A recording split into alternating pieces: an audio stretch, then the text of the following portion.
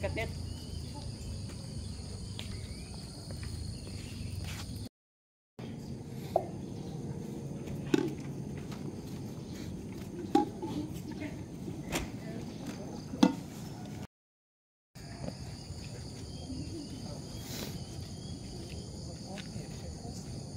Apa ya? Ini.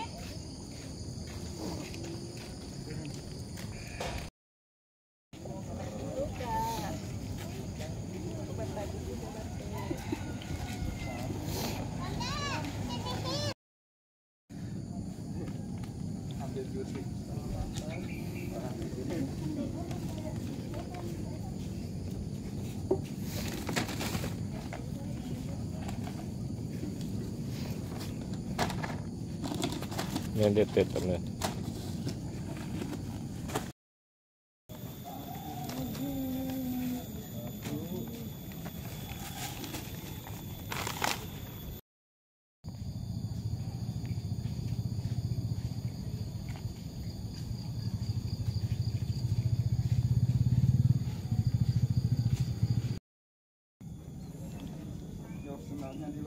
Bentarnya lepas buka.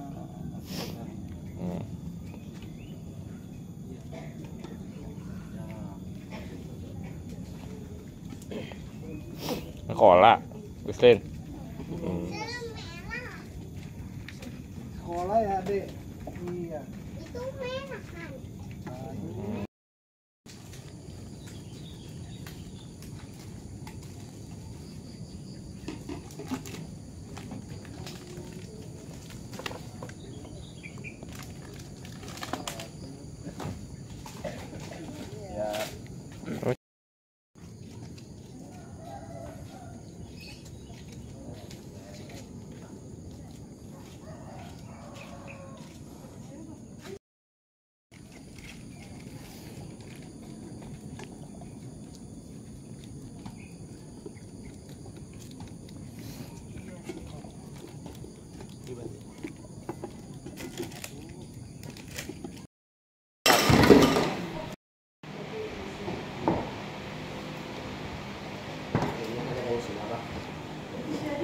Oh sono no, cewek ini sono.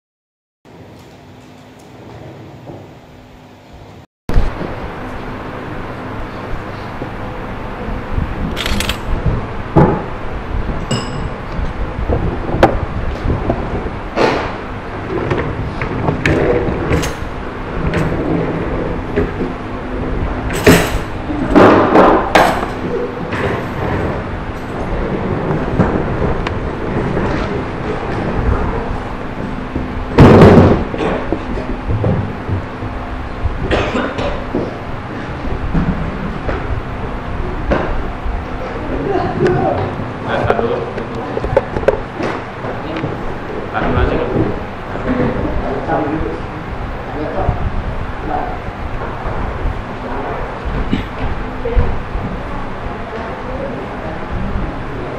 siap-siap terima anumodana dulu. Gampang bisa buat turun.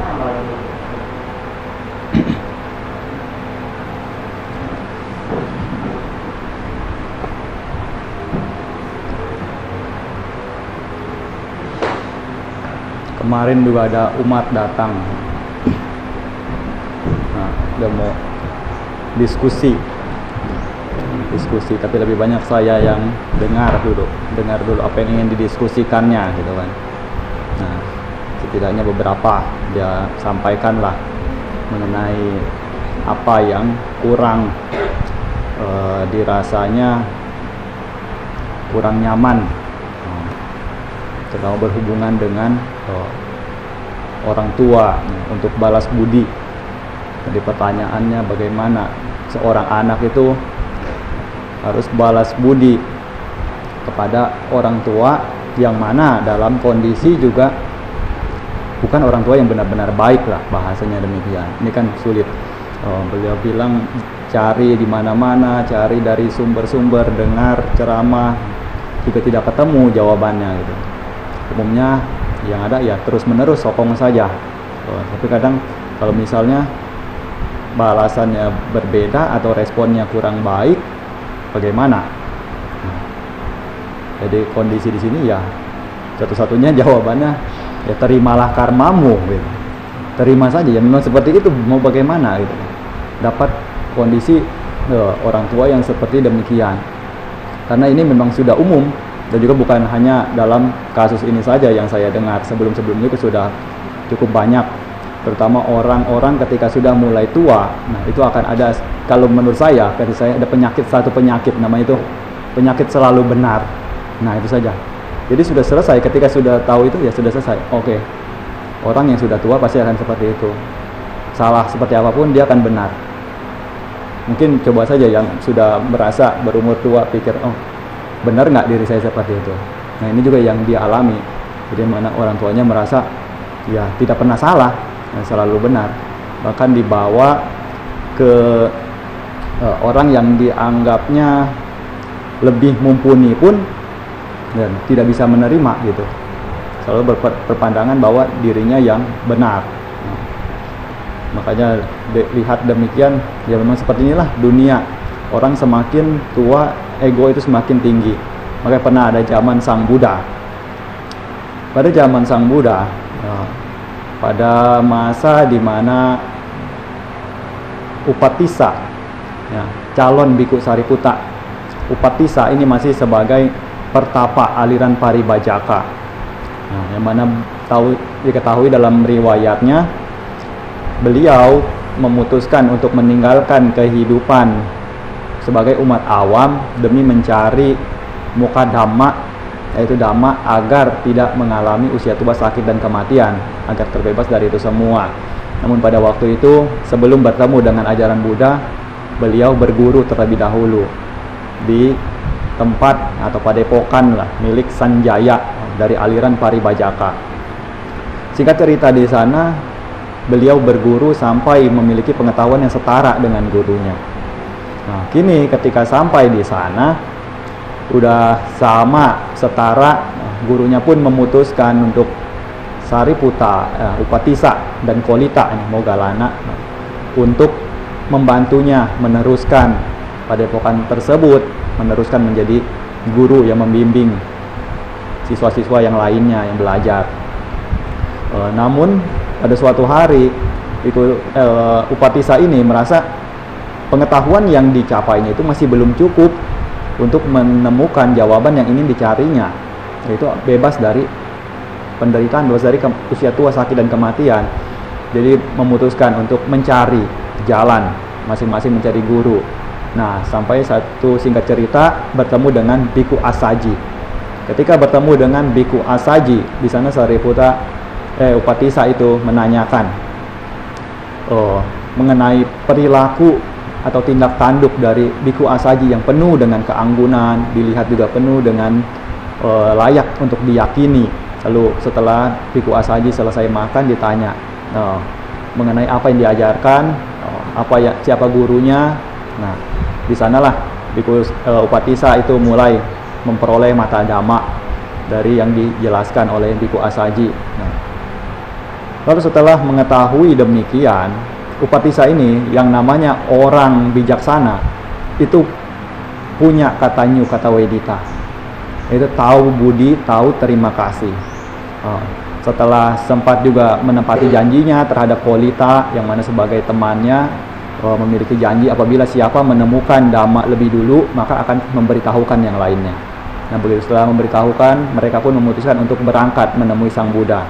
Namun karena ingat dengan budi dari gurunya itu, Sanjaya, dia pun mengajak gurunya untuk ikut.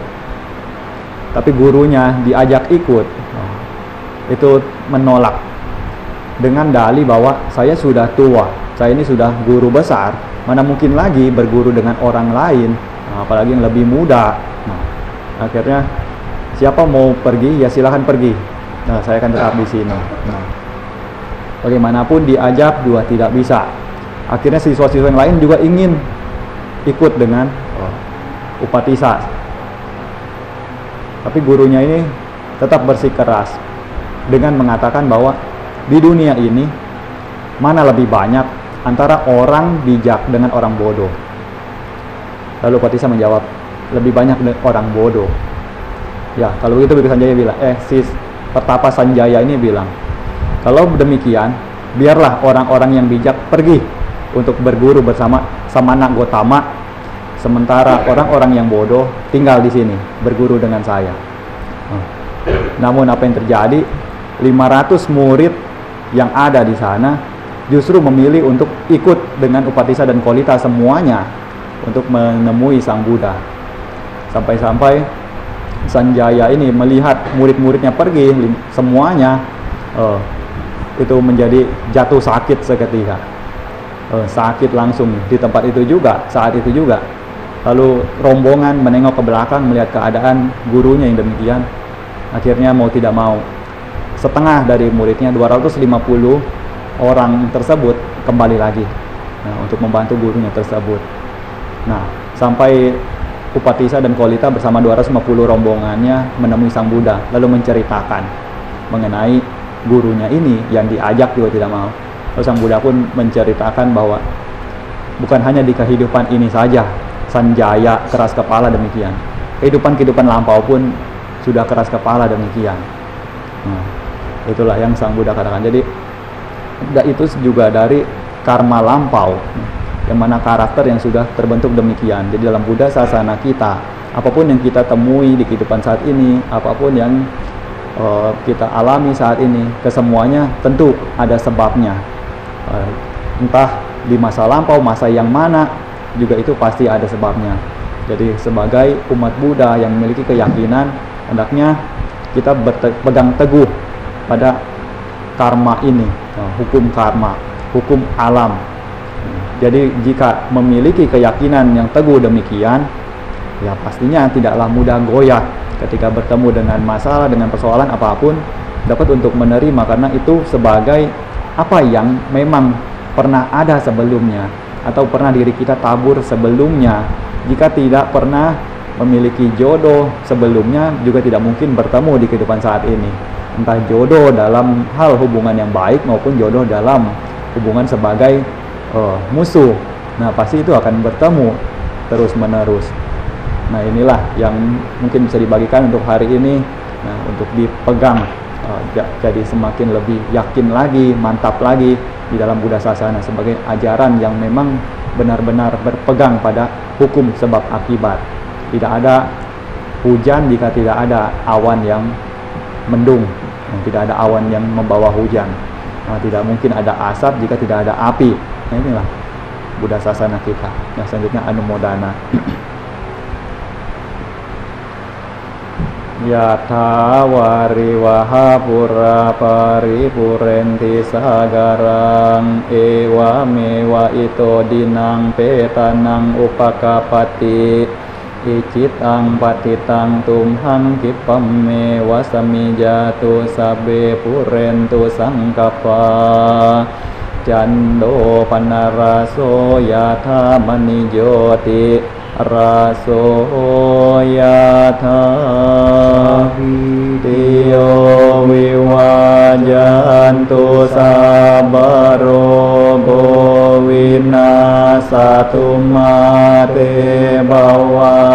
วันตรายโยสุขีดีกายุโกภวะอภิวาดนาสิลิสนิจังวุฒาปัจจายโนจัตตารโอธัมมาวัฏันติอายุวันโนสุขังบาลังอายุโดบาลโดดิโรวันนาโดปฏิบานาโดสุขัสสะดาธเมดาวีสุขังโสอดิกาจติอายุงดัตวาบาลังวันนังสุขันจะปฏิบานาโดดีกายุยาสวะโหติยาทายาทุปปาย